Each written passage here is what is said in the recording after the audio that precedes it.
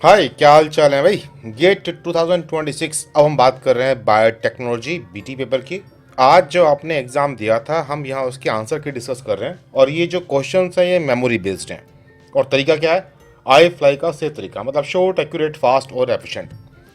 Question number 1 है gel filtration chromatography.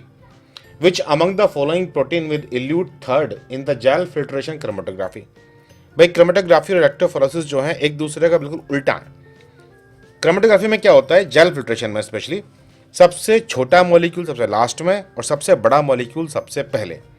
तो size देख लो, सबसे बड़ा मॉलिक्यूल है मायोसिन, तो नंबर 1 जो निकल के आएगा वो ये है। दूसरा है एल्ब्यूमिन 66 किलो डाल्टन, तो ये नंबर 2 पर निकल करके आएगा।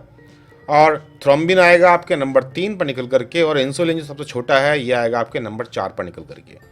तो जो क्वेश्चन पूछा गया था कि थर्ड कौन निकलेगा, तो इसका आंसर है ऑप्शन नंबर सी, थ्रोम्बिन। अब आती है बात नाइट्रोजन फिक्सेशन की। During biological nitrogen fixation N2 से अमोनिया बनना, which is the correct electron flow. अब यहाँ पे दे रखा है फेरोडॉक्सिन से स्टार्ट होकर के रिडक्टेज, नाइट्रोजनेज और कई सारे तरीके दिए हुए हैं। तो देखिए, सबसे पहले जो है फेरोडॉक्सिन इलेक्ट्रॉन देता है आपके डाई नाइट्रोजनेज रिडक्टेज को।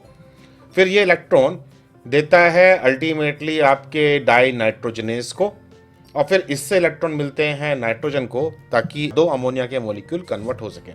इस सारी कहानी में 16 एटीपी भी खर्च होने वाले हैं। तो देखिए, जो यहाँ पर एंजाइम के रोल हैं उसमें फेरोडॉक्सिन हो गया पहला, फिर इसके बाद आ गया रिडक्टेज और फिर इसके बाद आ गया नाइट्रोजनेज। तो ये 3 की सीरीज थी। ऑप्शन नंबर ए जो है ये है करेक्ट ऑर्डर नाइट्रोजन फिक्सेशन का। क्वेश्चन नंबर 3 है match the following carbohydrate linkages. तो देखिए, अमाइलोज, सक्रोज, अमाइलोपेक्टिन और सेलुलोज। क्वेश्चन सिंपल से पूछा था कि इनमें कौन कौन से बॉन्ड पाए जाते हैं। आपको याद होगा कि स्टार्च के अंदर अमाइलोज और अमाइलोपेक्टिन मिलते हैं। इन दोनों में अल्फा 1,4 ये है आपका लीनियर बॉन्ड, अमाइलोपेक्टिन में भी जो सीधी चैन के लिए है। और क्योंकि अमाइलोपेक्टिन में ब्रांचिंग भी होती है, तो ब्रांचिंग के लिए अल्फा 1,6 बॉन्ड और आ जाता है। सक्रोज जो है ये इन्वर्ट शुगर था, जिसमें एक ग्लूकोज और एक फ्रक्टोज दोनों अपने एनोमरिक कार्बन से जुड़ते हैं। एक का अल्फा 1 और दूसरे का बीटा 2, ये 2 कार्बन जुड़ते हैं, तो उसका जो बॉन्ड का नाम है वो भी यही है। अब बात है सेलुलोज की बात, तो सेलुलोज अगेन लीनियर मॉलिक्यूल है और यहाँ पर ब्रांचिंग नहीं होती, और यहाँ पे जो बॉन्ड है ये है बीटा 1,4 बॉन्ड, जो उसे अनयूजुअल बनाता है। और इसीलिए हमारे एंजाइम्स जो अमाइलेज को डाइजेस्ट कर सकते हैं वो सेलुलोज को डाइजेस्ट नहीं कर पाते। तो आई होप आपको इसका करेक्ट ऑर्डर मिल गया होगा। अब आती है बात क्वेश्चन नंबर 4 की, रिएक्टिव ऑक्सीजन स्पीशीज। देखिए, जहाँ कहीं इलेक्ट्रॉन ट्रांसपोर्ट चैन चल रहा होता है तो वहाँ इलेक्ट्रॉन कभी कभी निकल करके रिएक्टिव ऑक्सीजन स्पीशीज क्रिएट करते हैं। जैसे कि आपका OH के रेडिकल्स क्रिएट हो जाएंगे या H2O2 क्रिएट हो जाएगा, और बाकी चल करके ये DNA को नुकसान पहुँचा सकते हैं। तो इनको रोकने के लिए हमारे पास glutathione, catalase, superoxide dismutase और NADPH dependent antioxidant system available है। ये सारे मिलकर के ये काम करते रहते हैं। देखिए, यहाँ पर कोई सा भी ऑप्शन इन नामों में से नहीं था। अब दूसरी बात करते हैं कि इन सब एंजाइम जो काम करने के लिए NADPH चाहिए होता है, और रेट लिमिटिंग एंजाइम जो PP का है वो है ग्लूकोज 6 फॉस्फेट डिहाइड्रोजनेज, जो यहाँ भी दे रखा है इन्होंने। अगर ये एंजाइम काम नहीं करेगा तो आपकी ROS का भी सोल्यूशन नहीं मिलेगा, क्योंकि आपके NADPH क्रिएट नहीं होंगे। तो इसलिए इस क्वेश्चन के हिसाब से जो बेस्ट पॉसिबल आंसर है वो है option number D. Question number 5 है एंटीबायोटिक्स के ऊपर। Which antibiotic block protein chain elongation by preventing the peptidyl transferase activity? नाम है रिफम्सिन, टेट्रासाइक्लिन, ब्लियोमाइसिन और क्लोरामफेनिकोल। तो देखिए, रिफम्सिन जो है वो तो आपके RNA पॉलीमरेज को इनहिबिट करता है, उसका पेप्टाइडिल ट्रांसफरेज एक्टिविटी से कोई लेना नहीं है। टेट्रासाइक्लिन ब्लॉक करता है अमीनो साइड ट्रांसफर RNA की बाइंडिंग A साइट पर आने नहीं देता, जबकि ब्लियोमाइसिन जो है ये आपके DNA स्ट्रैंड को ब्रेक करता है, और क्लोरामफेनिकोल जो है ये है जो इनहिबिट करता है पेप्टाइडिल ट्रांसफरेज एक्टिविटी 50S सब यूनिट की। तो इसका जो करेक्ट आंसर है वो है ऑप्शन नंबर डी। अब आती है बात क्वेश्चन नंबर 6 की, मोनोक्लोनल एंटीबॉडी प्रोडक्शन। इसके लिए हम लोग हाइपोजैंथीन का इस्तेमाल करते हैं हैट मीडियम में। हैट मीडियम में से जो 3 केमिकल हैं, हाइपोजैंथीन, अमीनोपटेरिन और थायमिडिन काइनेज। तो देखिए, ये अल्टीमेटली हाइपोजैंथीन ये तो आपका सबस्ट्रेट के रूप में काम करता है, इससे प्यूरिन्स बनते हैं। अमीनोपटेरिन ये आपका डी नोवो पाथवे को ब्लॉक करता है, और थायमिडिन ये सबस्ट्रेट के रूप में काम आता है आपके पायरामिडिन्स के लिए। तो यहाँ उन्होंने पूछा था कि हाइपोजैंथीन का रोल क्या है। जब कभी अमीनोपेटेरिन ब्लॉक कर देगा डी नोवो पाथवे, तो साल्वेज पाथवे पर डिपेंड होकर के सेल काम करेगी।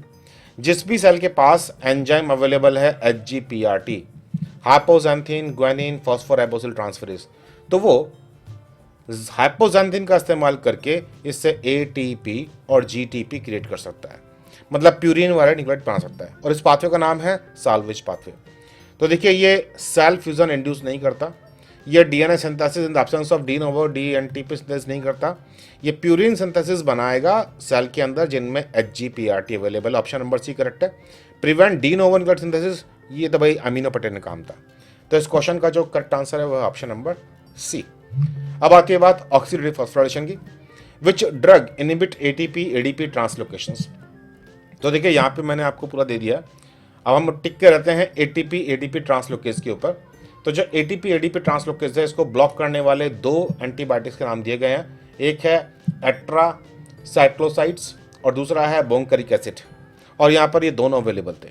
तो option number C and D इसके दोनों के आंसर हैं। अमाइटल और ओलिगोमाइसिन की बात भी कर लो। अमाइटल जो है आपके कॉम्प्लेक्स 1 को ब्लॉक करता है, और ओलिगोमाइसिन ये आपके F1 पार्टिकल को यानी कि ATP सिंथेसिस को ब्लॉक करता है। क्वेश्चन नंबर 8 है एक्स्ट्रा सेलुलर मैट्रिक्स।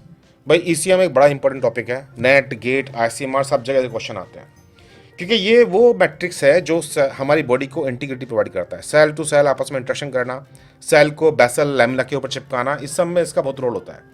अब यहाँ नाम दिए गए थे कि इनमें से कौन कौन से एक्स्ट्रा सेलुलर मैट्रिक्स प्रोटीन हैं। लैमिनिन है, मायोसिन है, कोलेजन है, फाइब्रोनेक्टिन है। तो देखिए ये लैमिनिन भी मिलता है मुझे ECM में। मायोसिन सेल के अंदर पाया जाता है। एक्टिन मायोसिन आपने सुने होंगे, खास तौर से जो एक्टिन को कॉन्ट्रैक्ट वाला रोल निभाना है उसमें भी, और सेल क्रॉलिंग में भी। कोलेजन भी मिलता है आपका ECM में, और फाइब्रोनेक्टिन भी आपके ECM में पाया जाता है। तो इसके जो करेक्ट आंसर है option number A, option number C and option number D. आप भी iFly के साथ CSIR नेट गेट और ऐसे दूसरे एग्जाम की तैयारी कर सकते हैं शॉर्ट एक्यूरेट तरीके से। iFly की क्लासेस ज्वाइन करने के लिए मुझे व्हाट्सएप कीजिए 9013902981, और iFly के बारे में अधिक जानकारी पाने के लिए गूगल कीजिए #iFlyNetGet। चलिए फिर जल्दी मिलते हैं दूसरे वीडियो में और क्वेश्चनों के सोल्यूशन के साथ। तब तक के लिए बाय बाय।